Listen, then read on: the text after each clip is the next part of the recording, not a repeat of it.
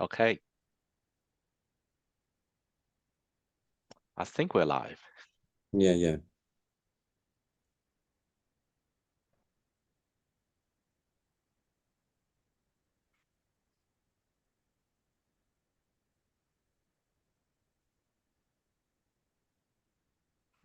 Hello, Ting. Nice to see you.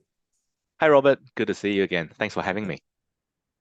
I just want to say thank you for you as a sponsor of the AI+WEB3 conversion. Thank you, HashK. Yeah. Thanks for I guess inviting me, and yeah, it's a pleasure to be part of the Web3 convention. I think you guys. Coinstash is a very famous exchange in Australia. And there are many stories about yourself, about your once be a lawyer in New South Wales, once be a have a very good position in the KPMG. So can you tell some story about yourself? Yeah, definitely. So so hi everyone, my name is Ting. So a bit about my background. So I graduated from the University of Queensland back in 2013. 2012, I think. So I graduated with a double degree in law and commerce. So that's my background. And my first job out of uni was at KPMG. I started my professional career as a tax consultant, and I was doing mostly GST and stamp duty.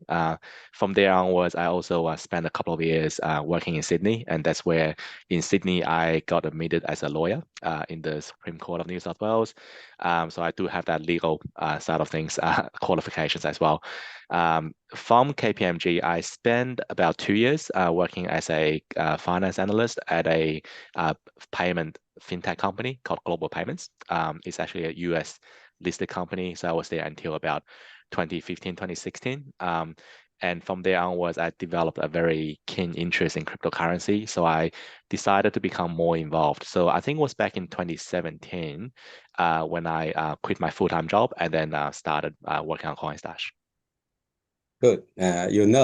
Coinstash also is very good to use. I just opened my family trust account in the Coinstash and buy some Doji. So I think it's very good to use. It's very Australian style. So can you tell some story about the Coinstash? Yeah, 100%. So I guess long story short, so my business partner Mina and myself, we co-founded Coinstash. We co-founded the company back in 2017, but originally we only did a bit of arbitrage trading and some trading for ourselves. So Coinstash only got launched in 2019, and that's after we accumulated some success from our own arbitrage trading, and I think we did some peer-to-peer trading as well in the very early days. So the idea of Coinstash came about because when we were doing the arbitrage trading, we found there's a lot of platforms in Australia that didn't really provide a very seamless or very customer-friendly service. And we didn't feel like, at the time, we didn't feel like trusting a lot of money. A lot of that is our personal funds on someone else's platform. So me and Mina, we got together, and he's of a technical computer science background, and my background is in obviously law and finance. So we got around and we said, look, why don't we start our own platform? So we thought about a few names, and then we landed on Coinstash. I think, as the name suggests, we want people to stash and hold all their Bitcoin and other cryptocurrencies. So we started back in, we launched the platform in 2019, and that was, I remember that was the second half of 2019, so that was July 2019. Initially, we only had only two cryptocurrencies. I remember it was only Bitcoin and Ethereum. Fast forward a few years, now we have nearly 1,000 different types of cryptocurrency on the platform. So we're actually one of the platform with the most amount of tokens and coins on the platform. In addition to that, I think the way that we're currently positioning ourselves is we're more positioned towards investors. So our slogan is actually built by investors for investors. So what I mean by that is we want to provide a very seamless experience for investors, just from onboarding to purchasing to offboarding to until at the end of the year when they need to generate a end of year tax report, we can provide that as well. So it's a very seamless end-to-end experience that we're providing. Good. So Coinstash is owned by Australian, totally Australian?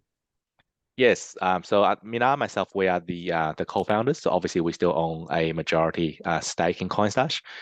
We actually did 2 rounds of equity crowdfunding. So what that means is a crowdfunding exercise, and then that's um, getting funding from what we call retail and wholesale investors. So we did 1 round back in 2021. I remember that was April 2021, where we raised $2.5 million net of fees. The second round that we did was in July 2022, and then we raised another $1 million. So I think in total we raised about $3.5 million from Australian investors. And I think currently on our register we have about 1,500 different Australian investors as well. So I think once again that just shows we are a 100% Australian-owned platform, as well as the platform itself is actually built by all the support that we got from the Australian investors. Okay, good. So the Coinstash also is a registered platform.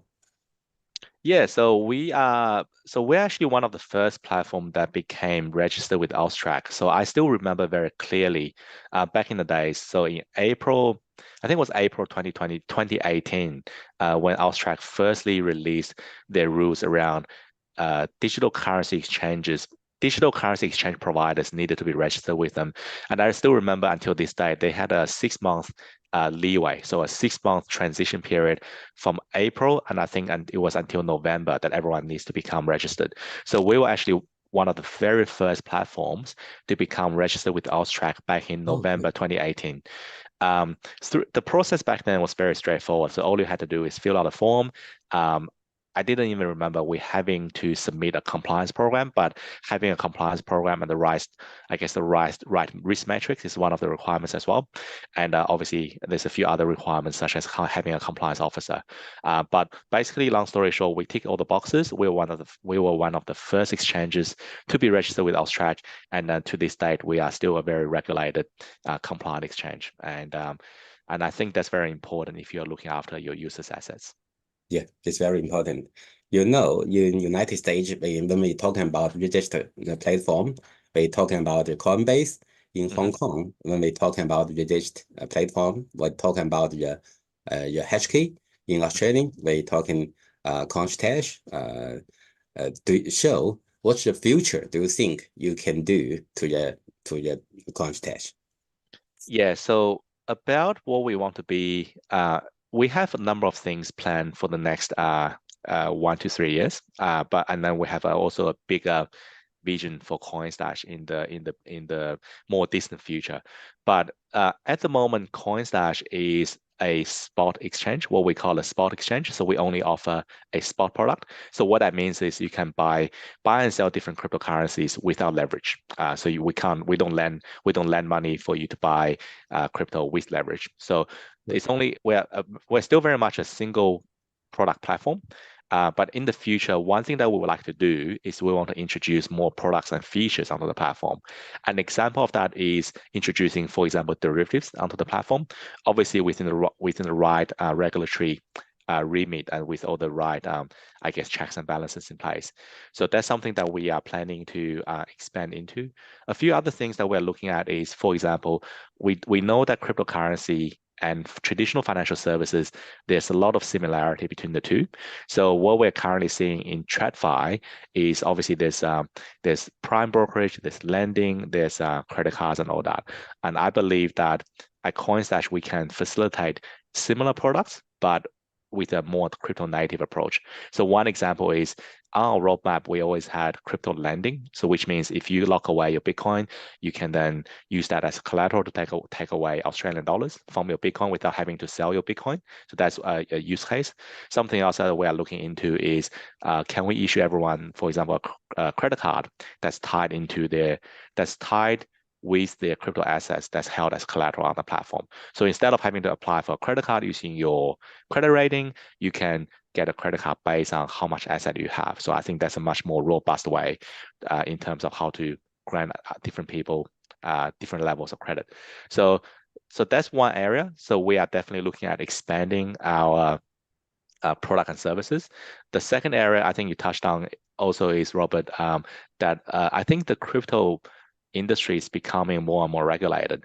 Whether you like it or not, that's just a fact, right? So we're seeing that in the US, we're seeing that elsewhere in the world, and I think Australia is already following suit.